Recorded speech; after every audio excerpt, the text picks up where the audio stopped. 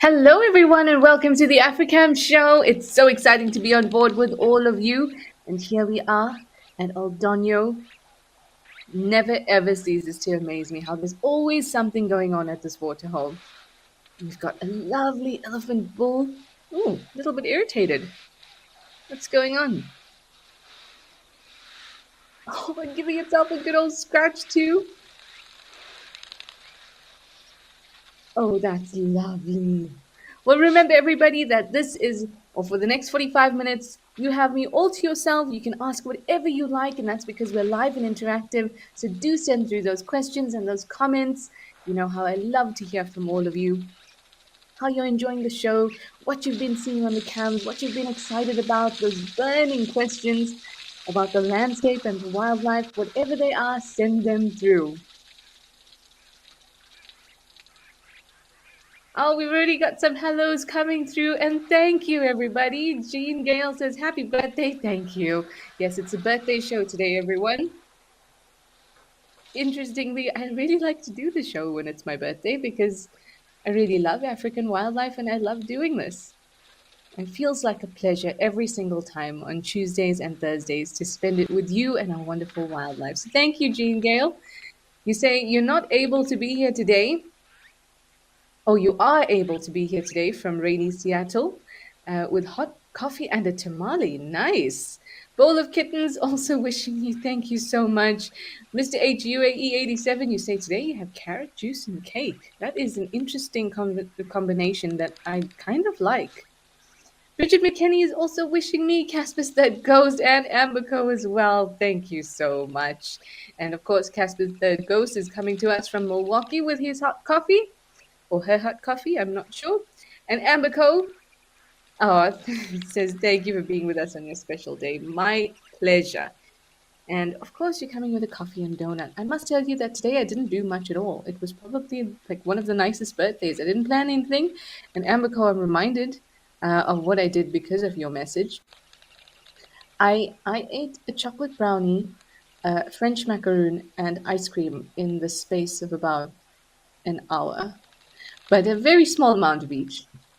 But for once, I feel like I'm in the game with all of you and what what you usually have to accompany the Africam show. Now we're in Safari Hook in Namibia. This is a really interesting waterhole. It's one that I haven't spent a whole lot of time at. But we've got some giraffe at the edge there. And we've also been seeing quite a few of these dust devils. This kind of wind that is formed almost like a little tornado.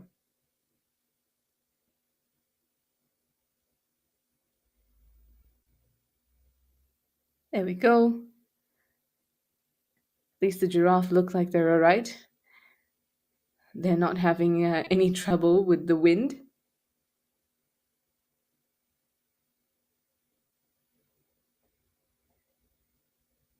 And I was thinking about the type of conditions that would allow dust devils to form. And I think that dry, hot movement of air, so when there isn't a lot of ground cover, surface temperatures can get really, really warm. And when there are plants that are covering areas, they, for one, just the covering of the landscape helps to cool it, but then there's also transpiration, so the air is not as dry. And all those factors, I think, come into play. But here, if you look at where the giraffes are walking right now, you can see that there's really only the bushy tree line at the back that's producing some kind of dense vegetation. But otherwise, from there to the actual waterhole, it's pretty bare. I think dry and hot, that movement of the air, all contributes to the formation of those dust devils.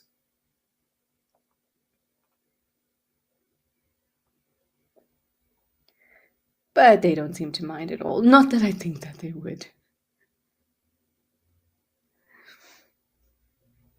Now, areas that have well established vegetation, whether that's grass or trees, shrubs, whatever it is, Like I said, it helps to provide this cooling effect. And what dust devils really are essentially is that the surface, so right, very, very close to the ground, the air is heating up very quickly, quicker than ordinarily. And in so doing, it's rising very, very quickly. And then that, in combination with moving through the cooler air above, forms these dust devils. But as soon as those temperatures kind of equalize, the dust devil dissipates. And some can get really intense. I'm really hoping that we'll see one. They can get very intense, but certainly not enough to scoop up a giraffe.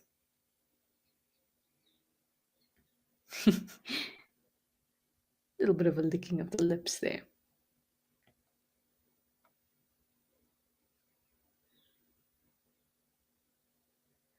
Oh, I've got more happy birthdays coming through. Thank you so much, everyone. Jan Powers, Zygote, Kauru, Christy, Kathy, Teddy Lad, Lulu, Dear NC, everyone.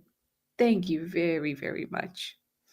I would love to know how you all knew it was my birthday, though. Did Kirsten tell you?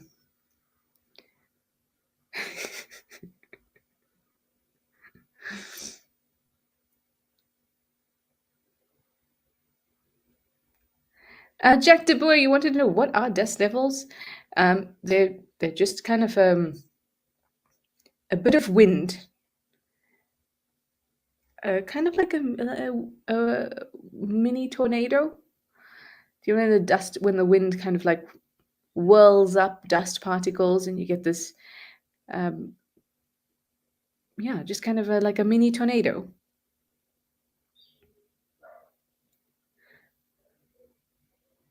It's like a whirlwind. In fact, I always used to call them whirlwinds, and then it was because of all of you that I learned the term dust devil.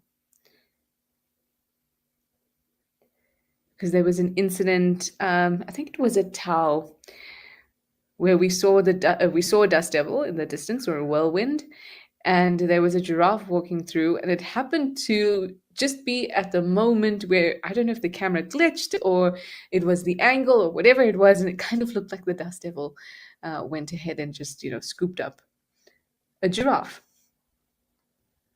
Which, I mean, adult male giraffe, you're looking at 1,200 kgs or so. A little bit difficult for the dust devil.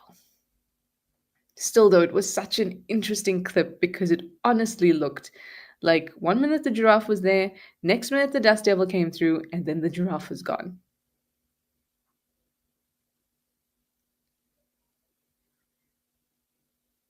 I find it quite interesting that both these giraffes, when they went in to drink, were licking their lips a lot.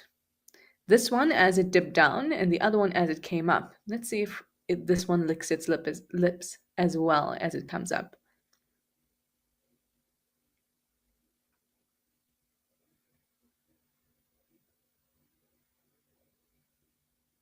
Now, it is normal for them to, do a lick or two, but this seems a little excessive. Maybe their lips are dry. Maybe the water's slightly salty. Maybe the wind is actually, that probably makes sense if they're dusty. Maybe there's wind that's drying their lips and their noses quite a lot.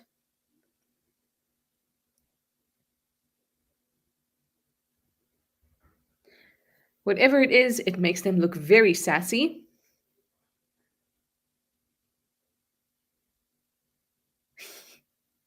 And off you go. Bridget, say that you get dust devils there in Arizona. Well, I suppose a similar kind, or parts of Arizona at least, a similar kind of conditions, dry and hot, little vegetation cover in certain areas, but pretty much anywhere where there is enough bare surface to heat up quick enough to rapidly move up, and heat up so quickly that the air above it doesn't get to heat up, so it's still cool. So you get this hot air quickly moving through the cool air anywhere where that's possible. And you're not getting any kind of disturbance like ground cover, they can occur.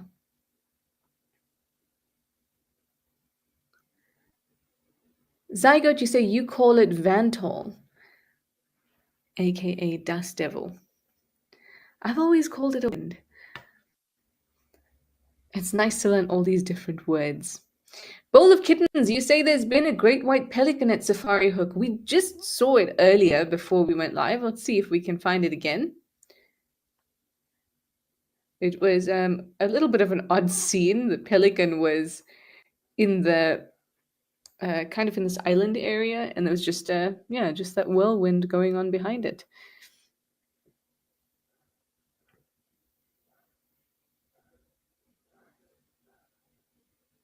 Where could you have gone, pelican? I love to see pelicans. I think I really enjoy big birds. Pelicans are indeed big birds. About 9 kgs or so, 9.5 kgs. I don't know what it is about big birds. It's as if you can see every single bit of a bird's anatomy. But it's expanded and big, so easy for you to watch clearly and see things clearly.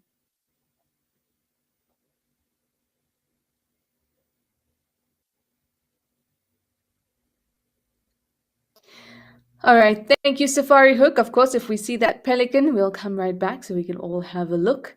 Like a Bowl of Kittens was saying, it was so cool. Of course, we want to share it with you too. But for now, let's head over to Tao and see a relative of the pelican and other birds, of course.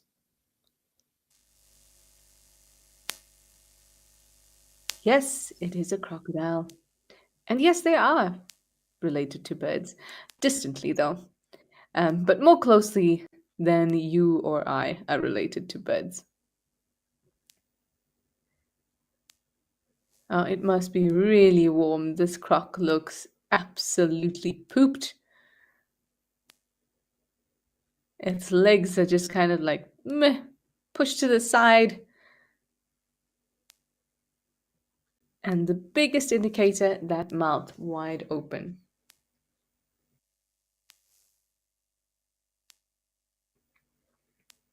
Of course, this is a means for them to be able to cool themselves down. It also makes them look like a statue. Very chilled here at Tao today. Things are really heating up across Southern Africa. So everything's going to start to change very, very quickly. At the moment, heat is the big one. We're still waiting for the rains, at least mostly still waiting for the rains. But still, animals are going to have to deal with the heat before the increase in resources comes along. But we will come back to this crocodile, but how about we head over to Hyena Pan in Botswana, because I think some have arrived. Oh, there we go. Now this is another waterhole that I haven't spent a ton of time at, but there's something about it that I just love.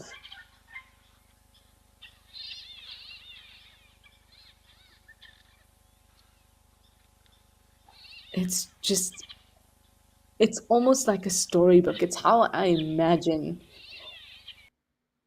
kind of, I don't know, but Botswanan fairy tale. I kind of imagine it like this. You've got the trees in the background, of course. We will see it again just now, hopefully. But you've got the trees in the background. There we go. It sort of feels like a scene out of The Lion King. And then this pan that is not a distinct shape. And I think that's something I love a lot. And when there isn't a distinct shape, usually that means that there are lots of shallow areas. And shallow areas are the most perfect spots for tiny little, well, microbes, arthropods to just thrive and multiply.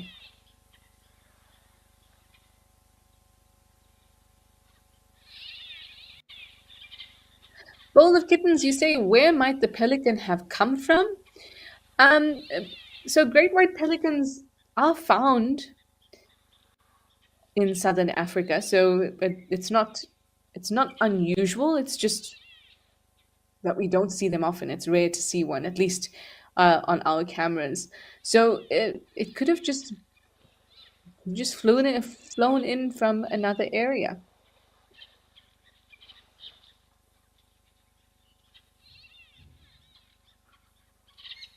I actually was recently looking at pelicans that are found in this area, like 2 days ago.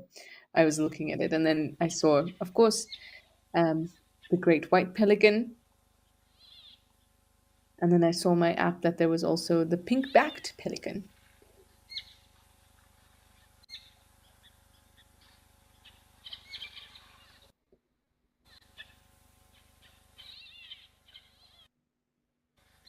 And of course, if pelicans are going to be anywhere, they're going to be near water. So I suppose still similar to kind of a saddlewood stork or a marabou stork. It's not often that you'll have them as residents in a particular reserve. But they're birds. They're able to fly in and fly through, and none of those birds are coming from another area. They're resident in southern Africa. Oh, you've got a very short trunk and a very short tail. Wow, that is interesting. There's actually quite a few individuals with. Ah, no, no, it was just a trick of the camera.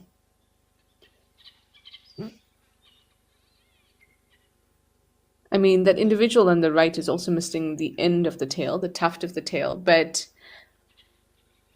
the youngster that's gone into the water now to have a drink is missing a significant portion of its tail. I would say half of its tail and almost a third of its trunk.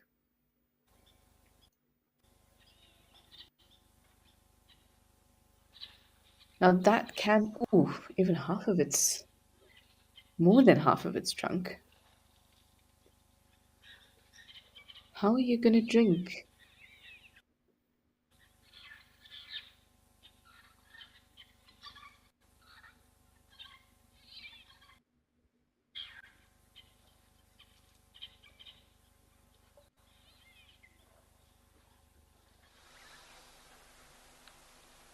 Now, elephants, so we're over at Old Donio again. Elephants that have injuries to their trunks don't don't actually do too badly. Of course, it's not ideal. Of course, it means that they are having to adapt and have to relearn how to do basic things. But they don't actually do too badly.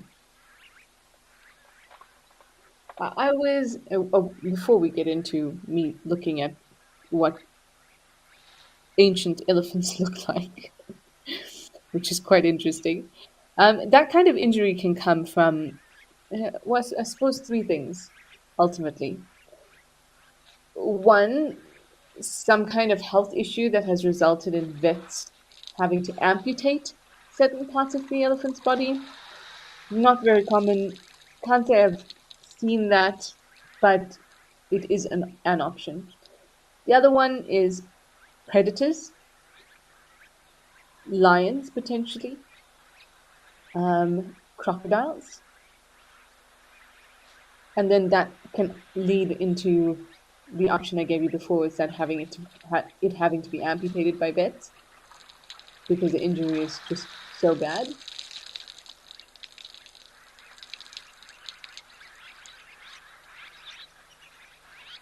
And the other one is potentially snares.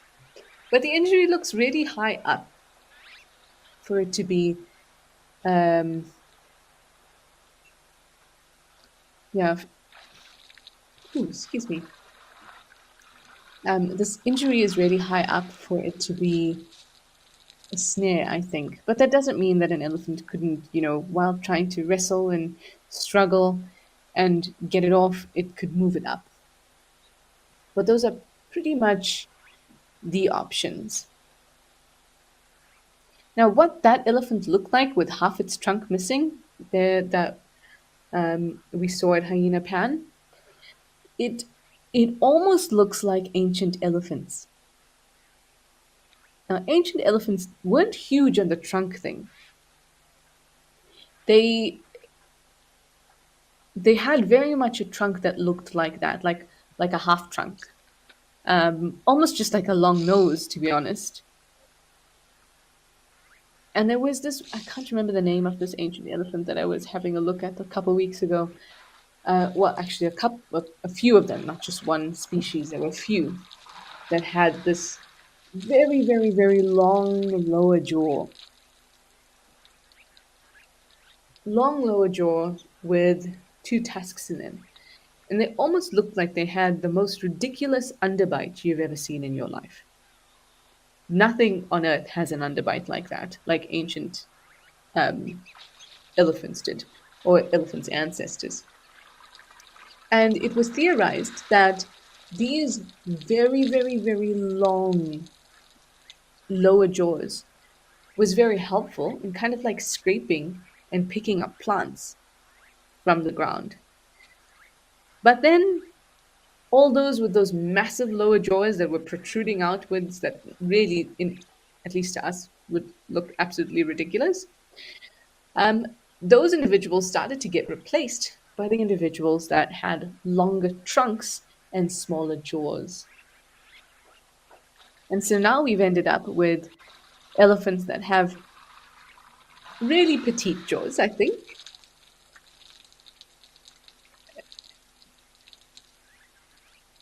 And probably, oh no, but one of the longest trunks to ever exist within the Proboscidae family. Of course, woolly mammoths and mastodons also had long trunks.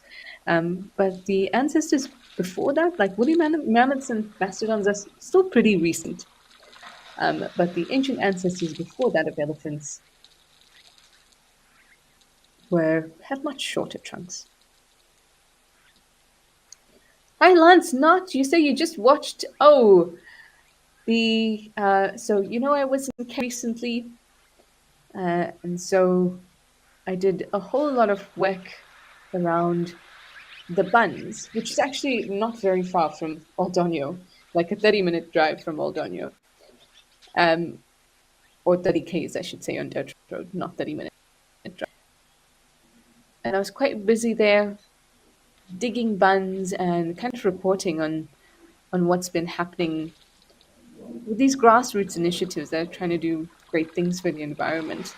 Simple but effective and just helpful, just doing good. So, Lance Knott, thank you for watching it. Thank you very much. It must have gotten released like 10 minutes ago, actually. It was a great birthday present. It was my first mission with Planet Wild for that. And I'm glad that you enjoyed it.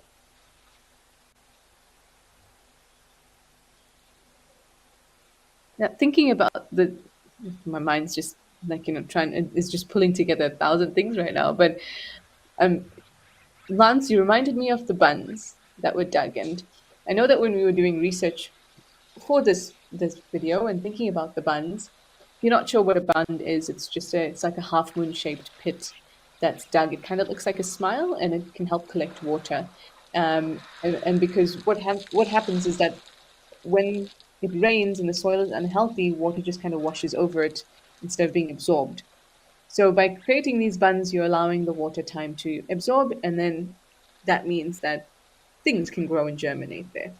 So one of the benefits of those buns was it increases ground cover, so it lowers temperatures. So now I'm thinking about when we were at Safari Hook at the beginning of this show, and I was telling you about the dust devils, which I really hope one will come around while we're here. and how buns like that can really, really help degrade degraded landscapes. Even the smallest little thing that would allow water to be able to be captured and slowed down. Once there is ground cover, the benefits are just amazing. Lowered temperatures, increased organic matter, increased carbon storage, increased biodiversity, and of course, resources for all the wonderful wildlife that live here. What's going on now? Looks like he was having a bit of a listen. Just popped the tip of his trunk down and stopped. Maybe you were listening to me. Were you listening to me? Unlikely. Probably like, hey, weren't you just here down the road the other day? I wish an elephant would think of me like that.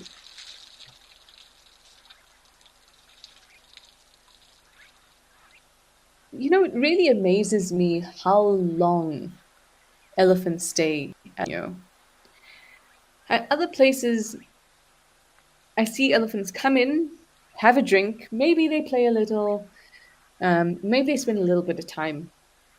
But I've not seen them spend consistently at the water's edge, drinking, or at least in drinking position,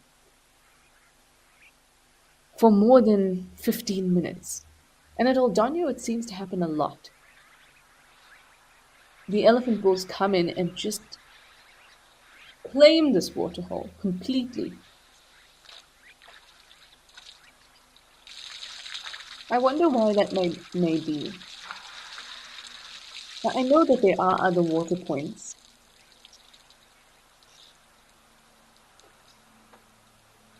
but it also almost feels like this waterhole is more than just a place to drink water, but maybe a place to also show up or show off, a place to have meetings.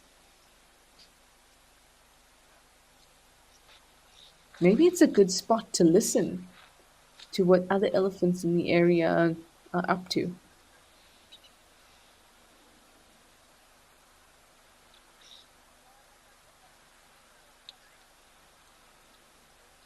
Whatever it is, elephants, and it's only elephants. Elephants spend a lot of time here, and it really does feel like they have meetings here. It's not just about the water. And I guarantee when we come back to Old Donyo, this elephant will still be here. Anyway, let's head over to Tao and have a look at some red hartebeest.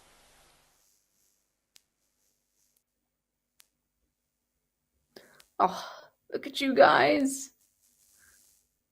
We don't often get to see them. Well, I suppose I should take that back. I've been seeing them quite a lot recently. I love the shape of their horns. I don't know why. It seems a slightly weird shape, but I really, really love the shape of their horns. It almost makes you wonder. Oh, oh, that's very interesting.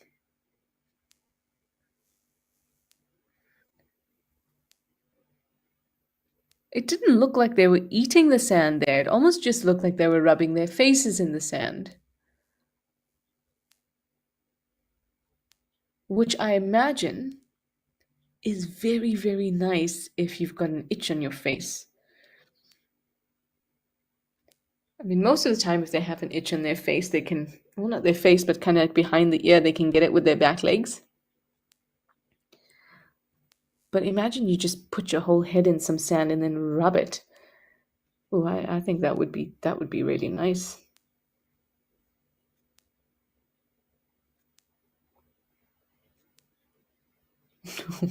Just got some wildebeest there. And amongst the hartebeest, why not? Look at this beautiful formation.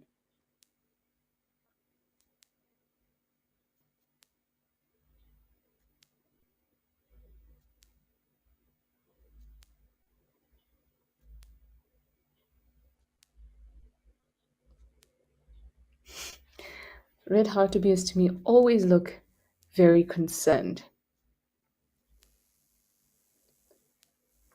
And I feel like they might never really get to relax, unfortunately. They're one of those species in the areas in which they exist in the reserves. They're one of those species that just suit so many predators. From hyenas, lions, leopards, cheetahs. They suit all those predators. If you think about their weight as well, they're a good weight. Females are, of course, slightly smaller than males. Both sexes have horns, but like a male would be about 150 kgs, a female just slightly smaller than that, maybe about 120. So a really good sized meal. And I've seen them being taken by all of those predators.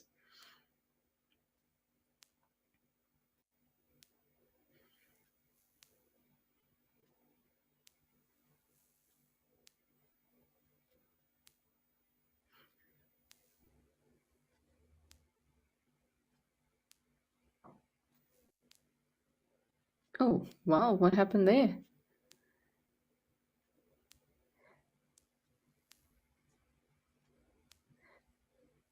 The, the area it really is a beautiful formation happening. There was a synchronicity of these last two as they turned to look and looked back.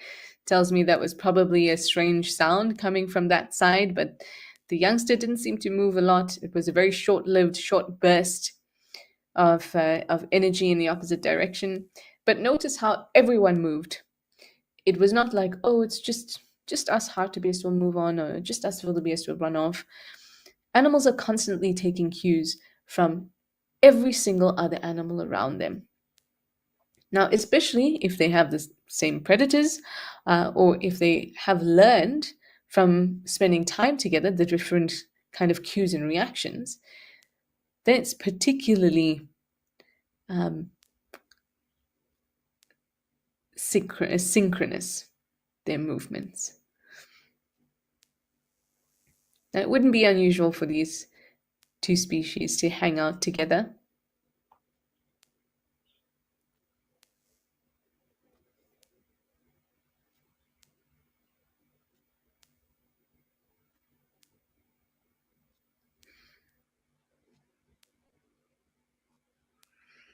Both are grazers, both are benefiting from each other's presence.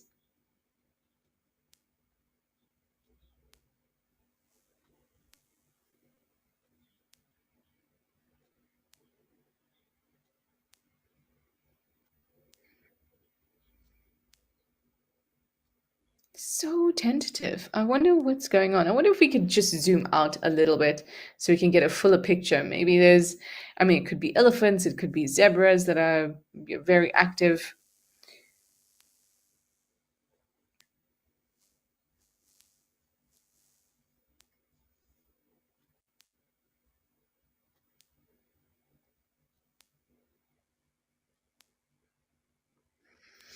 Hi, grumpy old man. Thanks for joining us. And thank you for sending me birthday wishes as well. You are acting as a bridge. You say lots of messages are coming through from Juma. Thank you so much, grumpy old man. Please tell everyone who's wishing me that I am very grateful. Thank you so much. Jean Hill, you say you've thought the same thing about Old Donyo, that it's like going down to the neighborhood community kind of coffee shop or hangout. I really do think that there's a lot I don't know, a lot of communication happens at Old Donyo. I know we can't really understand what it is and it seems to be very subtle, but I feel it. There's more than just drinking that happens at that waterhole.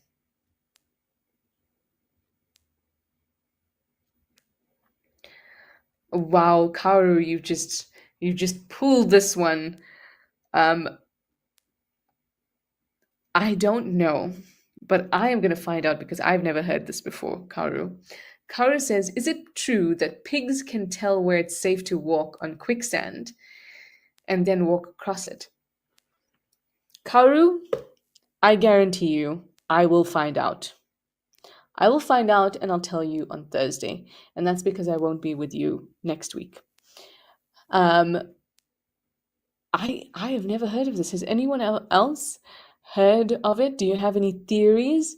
Now, I would say that given that pigs have hooves, I mean, any other hooved animal could have the same sense if it's true about quicksand. But if you have something to say about this, please let us know. We just want to know the facts, everyone.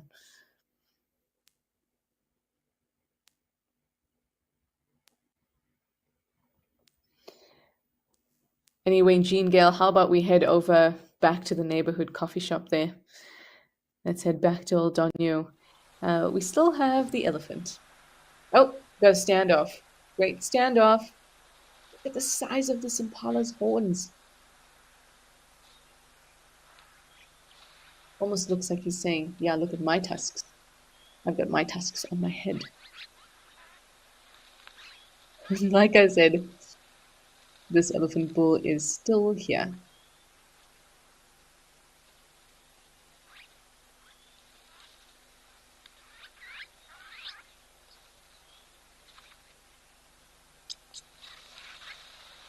Yeah, this is a very interesting spot. I would love to sit here for a day and just kind of watch how long do the elephants actually spend and how much, I mean, spend at the waterhole and how much of that time is actually spent drinking versus looking around, listening.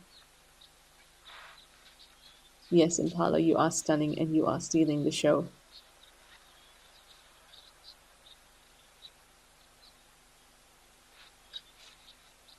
Because I think we'd find that a lot more time is spent either gathering information or giving out information. Ooh, imagine to sit here with like a recorder and then record all the communication, play it back at a higher frequency that we can hear, see just how much conversation is happening.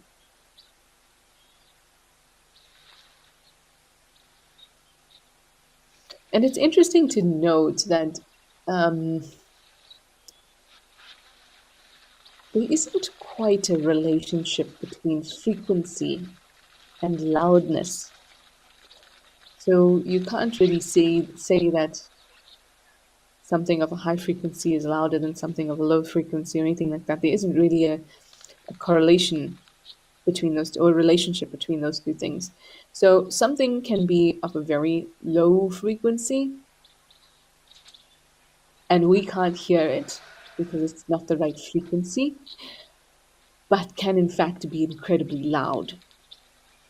So the way that elephants communicate at these very low frequencies that are out of our hearing range, they actually communicate very, very loudly in terms of volume.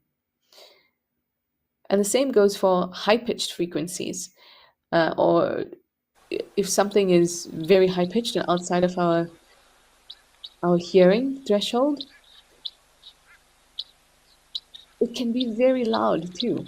So I imagine if I had to sit there with a recorder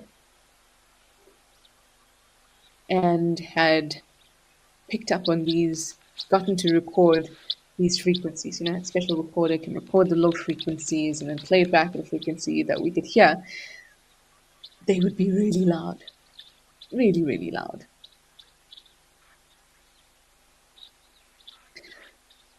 Kaoru, you're welcome. We're going to find out. We're going to find out.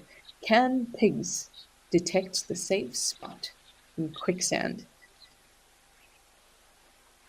The moment you said quicksand, Kaoru, I was taken back, to childhood, where my biggest fears were quicksand and the Bermuda Triangle.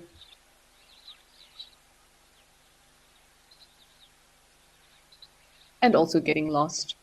Just a big one. But we're going to find out, Kaoru. I don't even know where to start.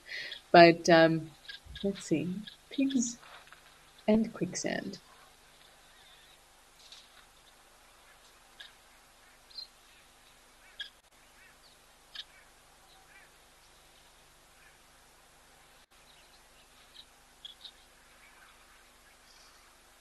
Oh, Fiverr, you say you would love to see a show dedicated to crocodiles, showing lots of wild moments. Oh, I like that. I'm sure there is an International Croc Day, and if that happens to fall on a Thursday, that would be ideal. Then we can do it for wild moments. I saw the craziest crocodile sighting a couple weeks ago at Mabula.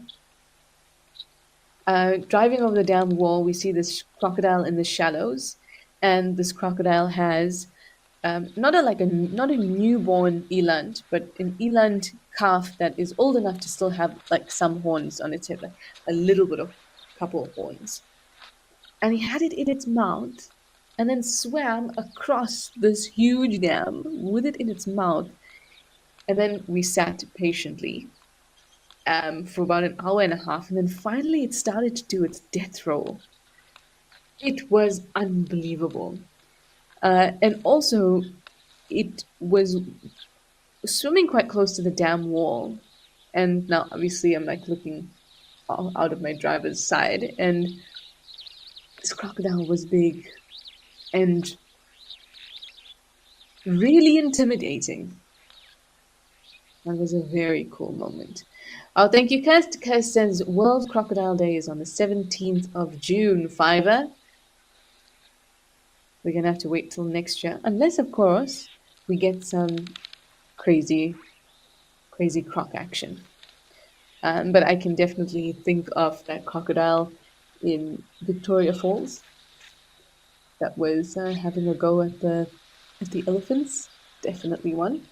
But thank you so much, and we'll make sure to keep it in our back pockets for next show.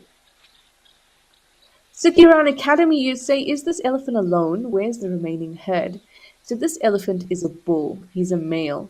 So he doesn't have a herd. Herds are made up of females and their offspring, so related females and their offspring. That's an eland that just came in now. And they form a really, really close unit, family unit. You'll get mums, sisters, grandmothers, aunts, and their offspring all together, including their male offspring, until they reach sort of between about 12 and 15, sometimes a little earlier, years old, and then they start to get pushed out. So the core of the herd is only made up of females and their offspring, and then the females stay in the herd.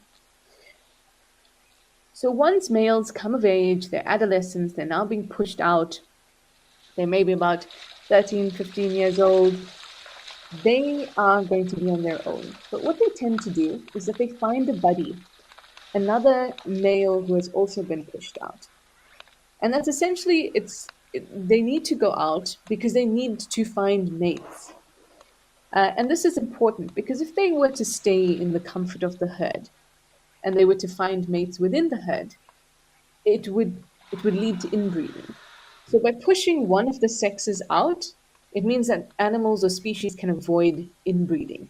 So almost always one animal or one sex has to disperse in order to prevent inbreeding. And in the case of the elephants, it's the males that disperse.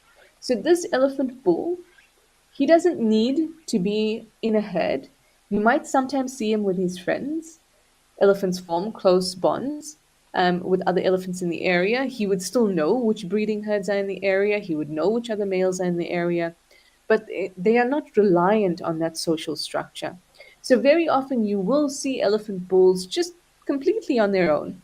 Sometimes, especially at this waterhole, you might see 5 or 6 or 7 all together.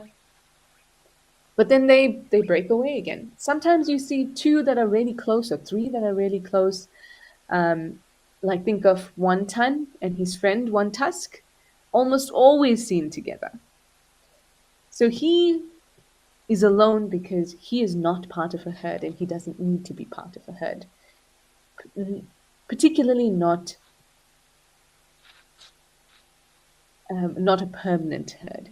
He can go on and do whatever he likes. conquer the bush, find mates, and socialize when he wants to. He is really the real king of the bush. Anyway, everyone, it's time for us to say goodbye, but we can't say goodbye without Grumpy Old Man chiming in one more time to tell us that AI says that pigs can't walk on quicksand. They are less dense than the sand, so they would float. Interesting. But Grumpy Old Man, I do appreciate you checking it, and I do appreciate that you know that African jacanas could probably walk on quicksand. I agree. Anyway, Karu, I'll check it out. Thank you everyone for joining me. Thank you for spending some birthday time with me. I appreciate it. Go on, have a great day, and we'll see you again soon. Bye for now.